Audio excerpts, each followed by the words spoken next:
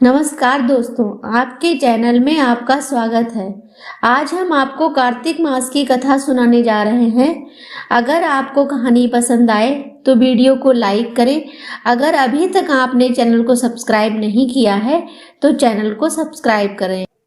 अब हम आपको सुनाते हैं कार्तिक मास की कथा। एक गांव में एक बूढ़ी माँ रहती थी। उनके एक बेटा और एक बहू भी थी।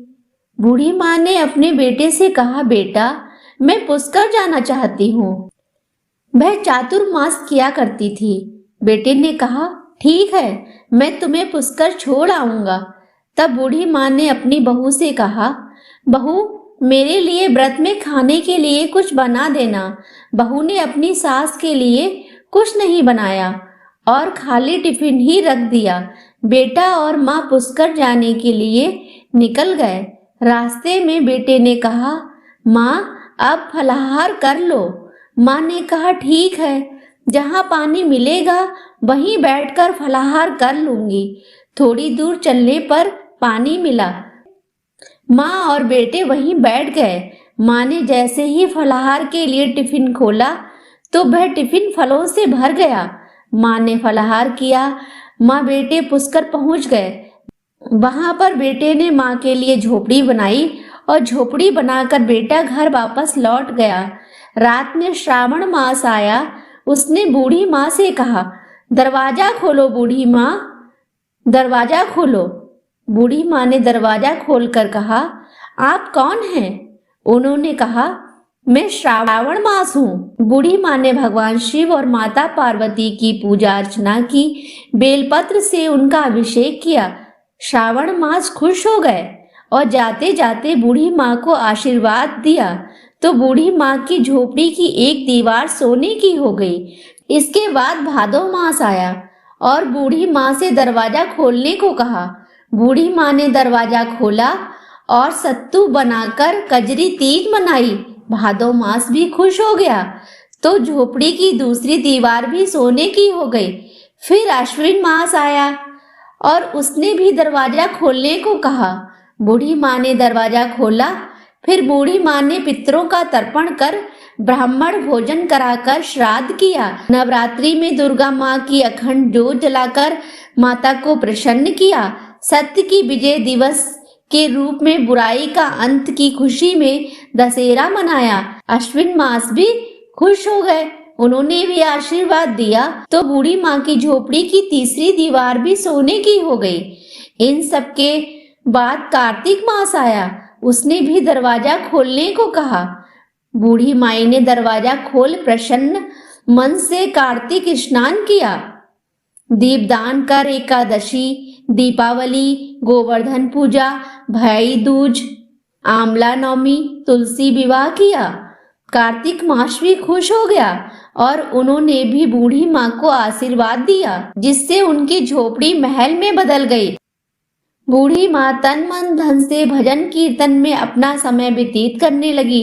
जब बेटा अपनी माँ को लेने आया तो माँ और झोपड़ी को पहचान नहीं सका तो उसने पड़ोसियों से पूछा।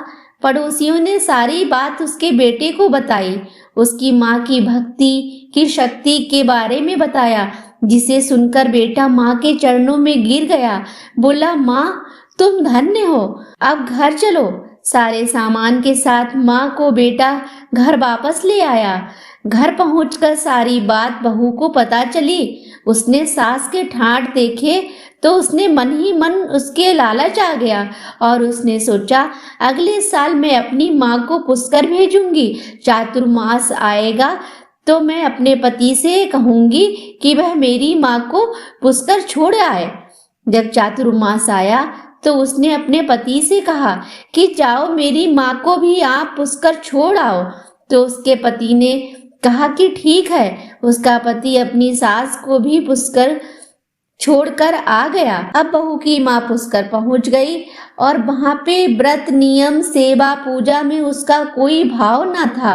वह कुछ भी नहीं किया करती थी। वह हर समय खाने पीने में ही उसका मन लगा रहता था।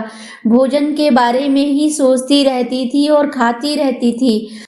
बस खाती थी और सो जाती थी। चारों मास आए और चले गए। जाते जाते झोपड़ी को लात मारी और झोपड़ी गिर गई और बहू की माँ गधी की योनि में चली गई, क्योंकि औरत लक्ष्मी का रूप है, उसे लक्ष्मी की तरह चंचल होना चाहिए, भगवान की पूजा और अतिथि का सम्मान करना चाहिए। बहू ने अपने पति से कहा, जाओ माँ को ले आओ।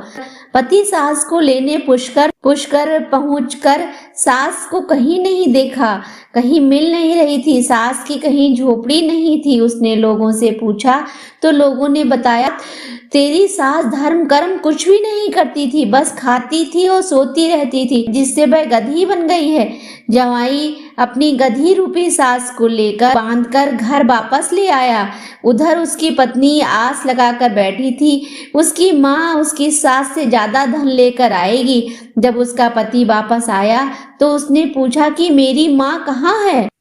तो उसने कहा, तेरी माँ गधी बन गई तेरे लालच की वजह से। फिर उसने बहुत पंडित विद्वानों को बुलाया, बहुत से पंडित विद्वानों से पूछा कि मेरी माँ कैसे सही होगी, कैसे मनुष्य योनि में वह वापस आएगी। तब कुछ विद्वानों ने उसे बताया कि अगर तेरी सास जिस पानी से स्नान करे, अगर उस पानी से वह स्नान करेगी तो तेरी माँ पुनः मनुष्य योनि में वापस आ जाएगी। बहू ने वैसा ही किया और बहू की माँ पुनः मनुष्य योनि में वापस आ गई। हे कार्तिक देवता, जैसे आपने बूढ़ी माँ पर दया करी, वैसे कथा कहने वाले, कथा सुनने वाले सब पर अपनी दया बनाए रखना, सबके दुखों को दूर करना। दोस्तों, आपको कहानी कैसी लगी? कहानी अच्छी लगी हो तो कमेंट बॉक्स में हमें लिखकर जरूर बताएं। कमेंट बॉक्स आपका है दोस्तों, आप अपने विचार जरूर लिखा करें। दोस्तों, अगर अभी तक आपने चैनल को सब्सक्राइब नहीं किया है तो प्लीज चैनल को सब्सक्राइब कर लीजिए। मिलते हैं फिर एक नए वीडियो में नई कहानी के साथ। धन्यवाद दोस्तों।